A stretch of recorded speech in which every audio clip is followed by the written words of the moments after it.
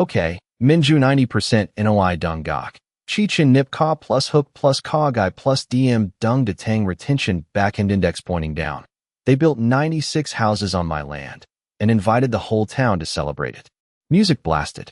Champagne sprayed. And I stood there, tasting dust and diesel in the air. Margaret raised the ribbon-cutting scissors like she owned the ground beneath her heels. She called it a vision brought to life. My father called it ours. I watched buyers signing papers, smiling, handing over checks for property that wasn't theirs to buy. I didn't say a word. Not yet. My hand tightened around the envelope in my coat. The paper inside was older than every house behind her. What she didn't know? That one document could shut down everything she built. Margaret finally noticed me walking forward. And then she saw what I was holding. The ribbon snapped tight in her hands before the scissors even touched it. The crowd leaned in. Cameras lifted. Champagne hissed somewhere behind me.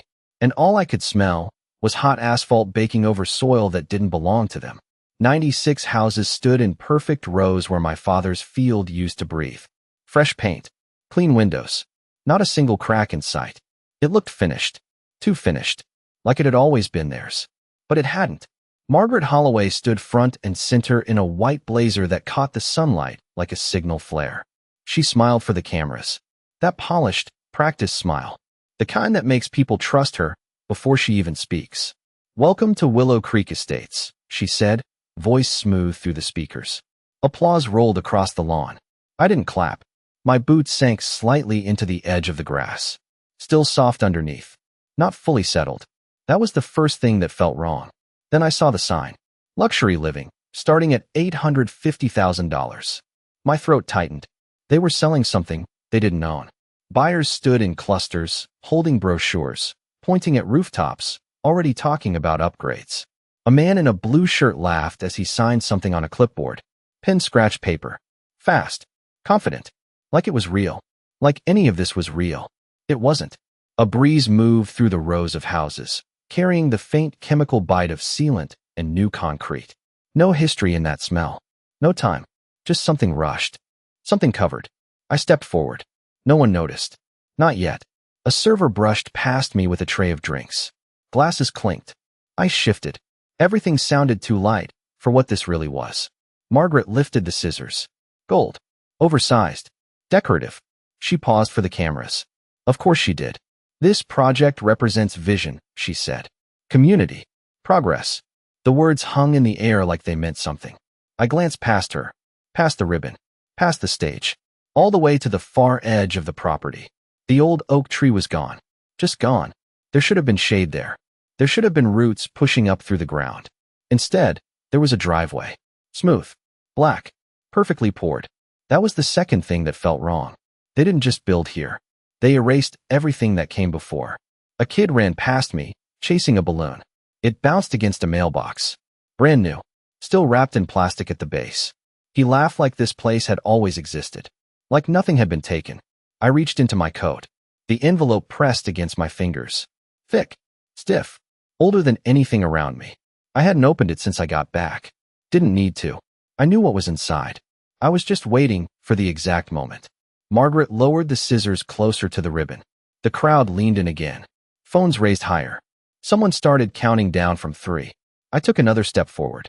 Gravel crunched under my boots. Loud this time. A few heads turned. Not many. Just enough. Margaret's eyes flicked in my direction for half a second. Then back to the cameras. She didn't recognize me. Not yet. The countdown hit 1. The scissors touched the ribbon, and that's when it hit me. They built everything perfectly, except for one thing. They never checked who actually owned the land. The scissors paused a fraction too long before cutting. Not enough for anyone else to notice. But I did. Margaret felt it. Something in the air shifted, just slightly. The ribbon fluttered in the breeze, still intact. Cameras kept rolling. People kept smiling. Nobody understood what was about to happen. Not yet. I took another step forward. Then another. Gravel cracked louder under my boots. This time, more heads turned.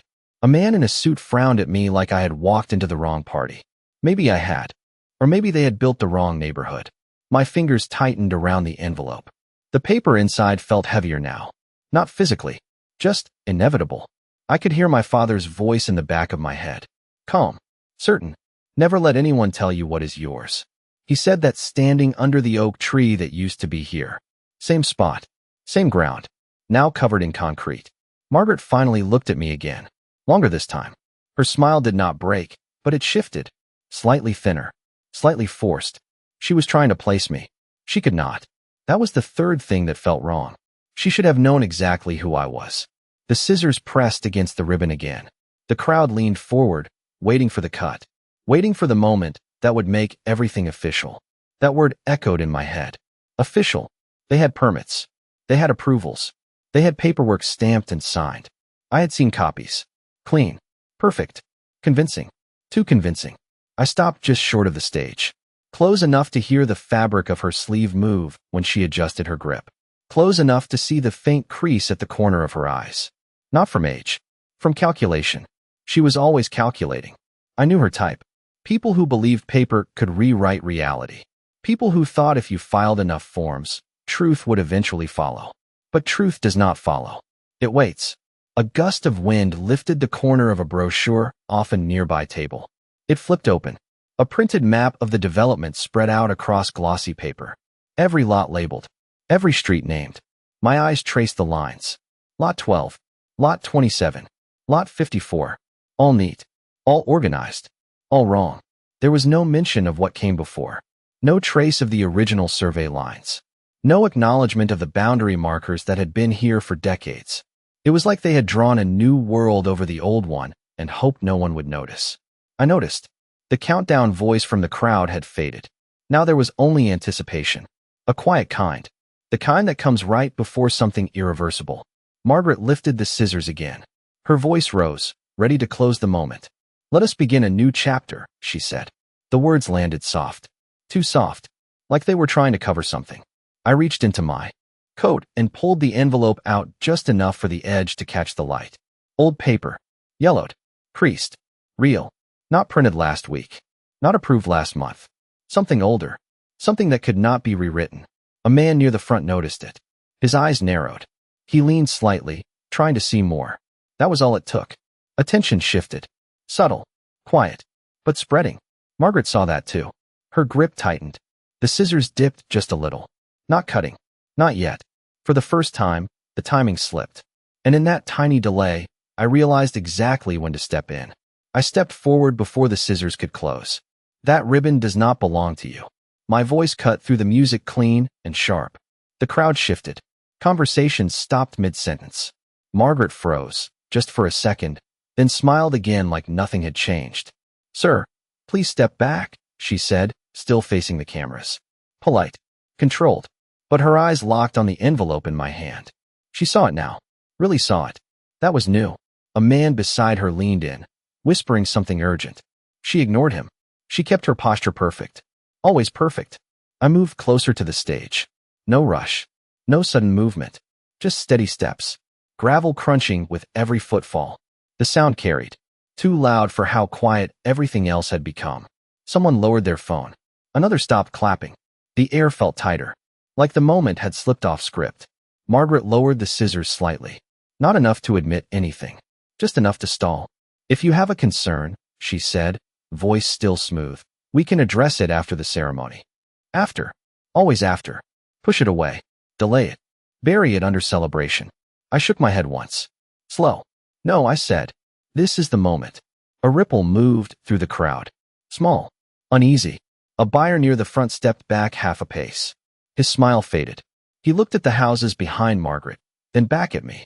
Something did not add up. Good. It should not. I slid the envelope fully into the light. The paper caught the sun. Yellow edges. Creased fold lines. The county seal faint, but still visible. Real ink. Not printed gloss. Not staged. A woman in the second row leaned forward. What is that? She whispered. No one answered her. Margaret's jaw tightened. Barely noticeable. But it was there. Her grip on the scissors shifted again. Not steady anymore. Sir, she said, voice firmer now. You are interrupting a private event. Private. The word hung there. Heavy. Wrong. I looked past her, over the rows of houses, over the driveways and mailboxes and freshly planted trees. Private. I said quietly. On my land. That did it. The crowd reacted this time. Audible. A low murmur spread outward like a wave. Phones lifted again, but not for celebration. Now they were recording something else. Margaret did not speak right away. That was the first real break. The first crack. The man beside her stepped forward. "Do you have proof of that claim?" he asked, trying to sound official, trying to regain control. I did not look at him. My eyes stayed on Margaret. "I do. Simple. Flat. Certain." I slid one finger under the flap of the envelope. The paper made a dry, sharp sound as it opened. Loud in the silence. Too loud. Several people flinched slightly. Not because of fear. Because of tension. The kind that builds when something irreversible is about to surface. Margaret's smile disappeared completely now. No camera face. No polish. Just calculation. Fast. Desperate.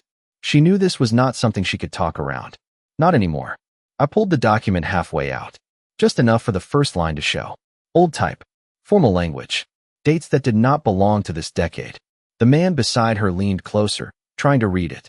His confidence faded as his eyes moved across the page. That was interesting. I let the paper rest there, not fully revealed. Not yet. The wind caught the corner and lifted it slightly, like it wanted to show more. I held it steady. This was not about rushing. This was about timing. Always timing. I looked back at Margaret. Really looked this time. And for the first time since I arrived, she did not look like she was in control. And that was when I decided exactly how much to show. I slid the document out just a little more, enough for the seal to catch the light and the date to become readable. 1972. Older than every structure behind her. Older than the road they paved over the past. The man beside Margaret leaned in closer, squinting, his confidence slipping with every second. "That is not relevant," he said quickly. Too quickly. Margaret did not repeat it. That told me everything. I lifted the page slightly higher. Not enough for the whole crowd to see, just enough for the front row. Their eyes tracked every inch of the paper like it might change while they watched. It would not. Truth does not shift. A woman holding a brochure lowered it slowly. Her fingers tightened around the glossy edges. She looked from the map in her hand to the document in mine. Something did not match. Good. It should not. The breeze picked up again, carrying dust across the stage. It settled on Margaret's shoes. Perfect white, now marked. She did not notice. Or she pretended not to. "You are misinterpreting old records," she said, voice steady but thinner now. The microphones caught every word. No hiding it. This land was properly transferred. Was. Past tense. Careful wording. I tilted the page slightly toward her. Just for her. Her eyes moved fast now, scanning lines she had never expected to see. Legal descriptions. Boundary markers. Survey references that had not changed in 50 years. Her jaw tightened again. Harder this time. That was not confidence. That was recognition. The man beside her reached for the paper. Not touching it. Just close. Like proximity might give him control. "We have certified documents," he said. Certified. Stamped. Filed. I nodded once. "So do I." Simple. Flat. Final. A murmur rolled through the crowd again, louder now. Buyers turned to each other. Questions started forming. Not spoken yet, but close. A phone near the front zoomed in on the page. The camera caught the seal clearly this time. Real ink. Not printed shine. Someone whispered, "That looks official." It was. Margaret straightened her shoulders. Reset. Trying to regain the frame. "Even if that were true," she said, "this development has already been approved and sold." Approved. Sold. She leaned on those words like they could anchor her. But approval does not change ownership. Sale does not erase origin. I let the silence sit for a second. Let it stretch. Let everyone feel the gap between what they believed and what they were starting to see. Then I turned the page just enough for the next line to show. The original boundary description. The one that included everything they had built. Every lot. Every street. Every house. A man in the second row stepped forward. Without realizing it, his shoes scraped against the grass. He stopped halfway, like his body moved before his mind caught up. "All of it," he said under his breath. No one answered him. They did not need to. The map in their hands suddenly felt different. Smaller. Wrong. Margaret's fingers tightened around the scissors. The gold edge pressed into the ribbon but did not cut. She had missed her moment. The ceremony had stalled. Completely. Cameras were still rolling, but now they were capturing something else. Not a celebration. A fracture. I lowered the document slightly, just enough to break the direct line of sight. Not hiding it. just controlling it. Timing still mattered. Always timing. I looked out at the crowd. Really looked. The excitement was gone, replaced by calculation, risk, doubt, the kind that spreads fast and does not stop. Then I looked back at Margaret, and I realized she was not thinking about the ribbon anymore. The crowd did not sound the same anymore. The laughter was gone, replaced by low voices and sharp questions that did not wait for answers. A man near the front folded his contract in half. Then again, like smaller paper might fix a bigger problem. It did not. Margaret stepped forward, just enough to reclaim the center. Her heels clicked against the stage, precise and controlled. She lifted her chin, resetting her voice. "This document," she said, nodding toward my hand, "has not been verified." Verified. Another careful word. Not false. Not invalid. Just not yet confirmed. That was her angle. Delay. Confuse. By time. I did not move. I did not argue. I simply turned the page slightly more, letting the lower section come into view. The signatures. Ink pressed deep into paper fibers. Not printed. Not copied. Signed long before any of these people had heard of this place. A woman in the crowd gasped quietly. She tried to cover it with a cough. It did not work. The sound carried. Margaret heard it. Everyone did. The man beside her stepped closer again. Too close now. "We have county approval," he said, louder this time. Projecting. Trying to reach the back of the crowd. "Everything has been reviewed." Reviewed. Past tense again. Always past tense. I nodded once slow. "Then you reviewed the wrong file." That landed. Clean. Direct. The silence that followed felt heavier than anything before it. A breeze moved through the street behind the stage, rattling a row of temporary signs. Open house. Model home. Sold. The signs tapped against their metal stakes with a hollow sound. Repetitive. Unsteady. A buyer turned around and looked at them like they might fall over. They would not. But something else might. Margaret's eyes flicked toward the man beside her, then back to me. A quick exchange without words. Calculation shifting again. Fast. "If there is a discrepancy," she said, "we will resolve it through proper channels." There it was. Push it away from here. Away from the crowd. Away from the cameras. Somewhere quiet. Controlled. I shook my head again. This is the proper channel. I glanced at the cameras. At the phones still recording.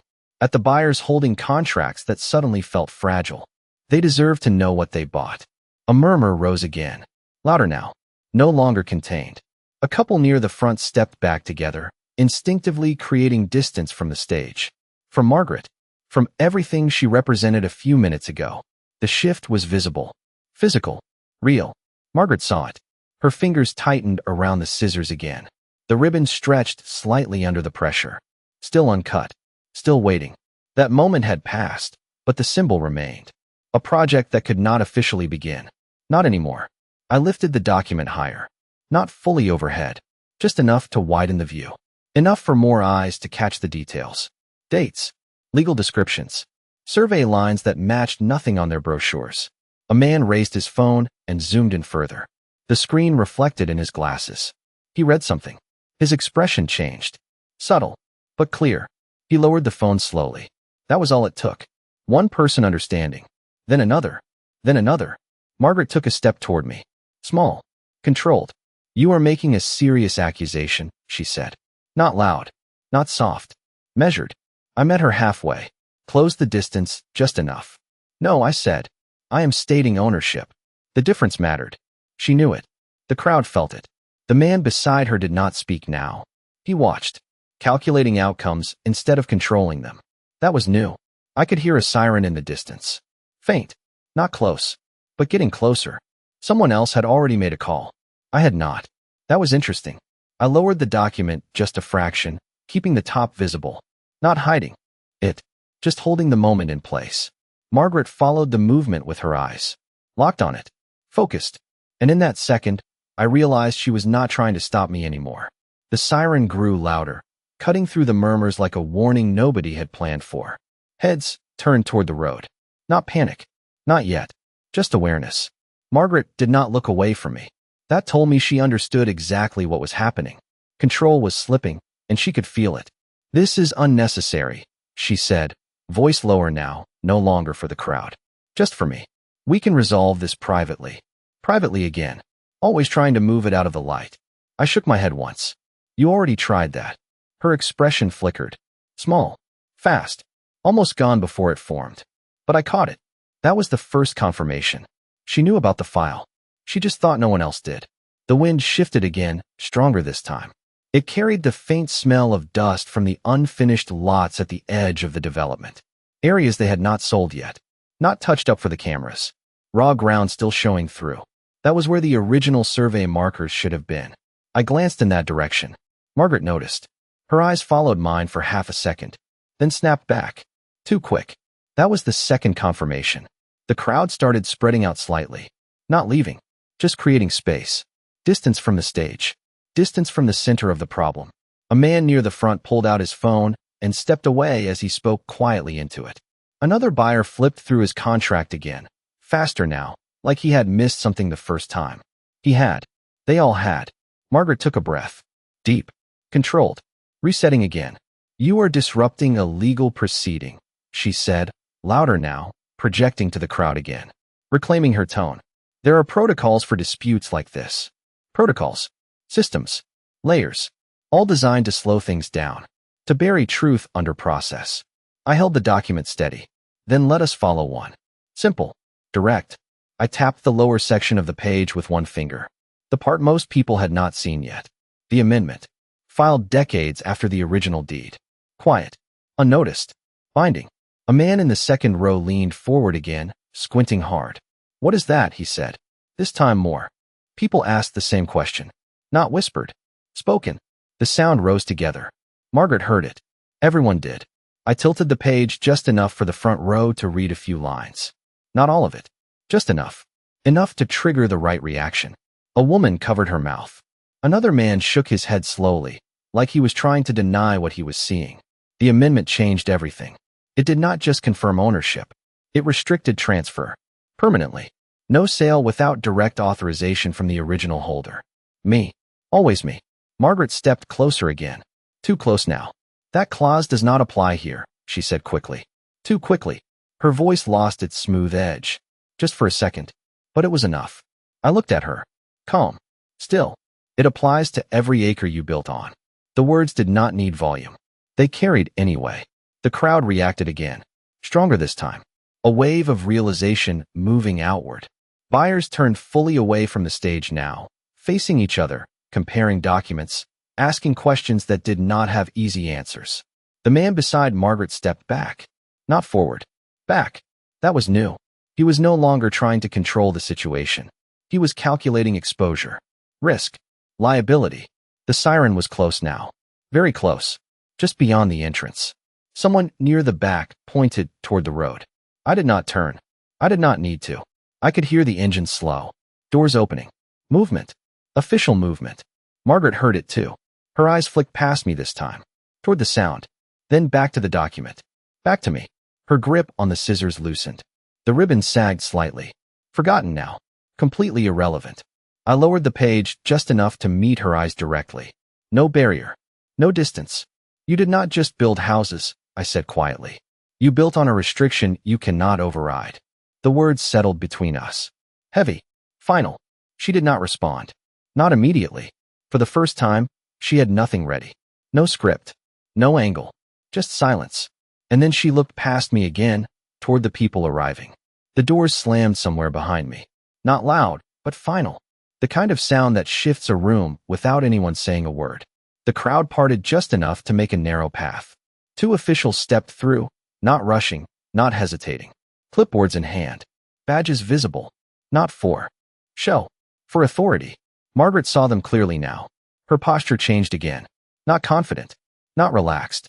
Structured. Defensive. This is a private event, she said, turning slightly toward them, trying to regain control of the frame. One of the officials glanced at the banner, then at the stage, then at the document in my hand. He did not answer her. That was the first signal. Silence can carry more weight than words. The second official stepped closer to the stage. His shoes pressed into the fresh grass, leaving faint impressions that did not bounce back. Not fully rooted yet. Just like everything else here. We received a report regarding a property dispute, he said calmly. Not loud, but everyone heard it. Phones lifted higher. Recording again. Not for celebration. For evidence. Margaret smiled. Not the same smile as before. Tighter. Controlled. There must be some misunderstanding, she said. All permits were approved. Approved again. Always returning to that word. The official nodded once, then looked at me. Do you have documentation? He asked. I raised the page slightly. Enough for him to see the seal, the signatures, the amendment line. His eyes moved across it once. Then again. Slower the second time. That was the moment. Recognition. Not surprise. Not confusion. Recognition. He reached out, not grabbing, just requesting. I handed it over. The paper left my fingers, but not the control. Not anymore. The crowd leaned in without stepping forward, like they were pulled by something they could not name. The official flipped the page carefully. Not rushed. Respectful. Old paper demands that. He paused at the amendment. His brow tightened slightly. That was enough. The second official stepped closer to look over his shoulder. They did not speak right away. They did not need to. Their silence did the work. Margaret watched them, every second stretching longer. Her fingers no longer touched the ribbon. The scissors hung at her side. Forgotten. Useless. A man in the crowd whispered, "What does it say?" Another answered, "I think it blocks the sale." Not fully correct, but close enough to spread. The murmur grew again. Faster now. Stronger. The official lowered the document slightly and looked up at Margaret. When was this amendment disclosed in your filings? He asked. Direct. No softness. Margaret opened her mouth, then closed it. Just for a second. But it was there. The delay. The gap. Our legal team handled all disclosures, she said. Careful. Deflecting. The official did not look at her legal team. He looked at her. Was it disclosed? He asked again. Simpler this time. Harder to avoid. The crowd went quiet again. Waiting. Watching. Margaret glanced at the man beside her. He did not step forward. He did not answer. He stepped back. That was the moment everything shifted. Not visibly. Not dramatically. Just enough. Enough for everyone to feel it. The official nodded once, slow. Not agreement. Acknowledgement. Then he looked back at the document. Then back at the rows of houses behind her. All 96 of them. Perfect. Complete. Built on something they could not claim. He handed the paper back to me. Careful. Precise. Like returning something that never should have left its owner. We will need to pause this event, he said. Not loud. Not aggressive. Final. The words settled over the crowd like weight. Buyers looked at each other again. This time, no one smiled. Margaret did not move. Not immediately. She stood there, in front of everything she had built, everything she had sold, everything she thought was secured. And for the first time, she looked like she was calculating how to keep any of it. The word pause did not stop the wind, but it stopped everything else. Conversations cut mid-sentence. Pens froze above contracts. Even the music, still playing somewhere behind the stage, felt out of place now. Too bright. Too late. Margaret did not argue right away. That was new. She stood there, shoulders squared, eyes moving quickly across the crowd, measuring what she had lost and what she might still control. The officials stepped slightly apart, creating space between them and the stage. Not aggressive, just clear. This was no longer a ceremony. A man near the front folded his brochure and slipped it into his jacket like it had become evidence. Another buyer stepped away from the signing table entirely, leaving a pen rolling slowly across the surface. It stopped at the edge, hung there, then dropped. The small sound echoed louder than it should have. Margaret inhaled slowly. Reset again. Always resetting. This development has followed every required process, she said, voice steady, but thinner now. The words sounded rehearsed. Safe. But they did not land the same way anymore. The official closest to her did not respond. He was watching the crowd instead. Watching how quickly confidence can collapse when doubt takes hold. I held the document at my side now. Not hidden. Not displayed. Just present. That was enough. The amendment did not need to be shouted anymore. It was already working. A couple near the back began walking toward the exit. Not running. Not panicked. Just leaving. That was the fourth shift. When people start to leave quietly, something is already over. Margaret saw them go. Her eyes followed, just for a second. Then back to me. Then back to the officials. She was recalculating again. Faster now. The man who had been standing beside her stepped down from the stage completely. He did not announce it. He did not explain it. He just stepped down. That was the fifth shift. Distance from responsibility. A woman near the front raised her voice slightly. Are these sales even valid? She asked. No one answered her. Not immediately.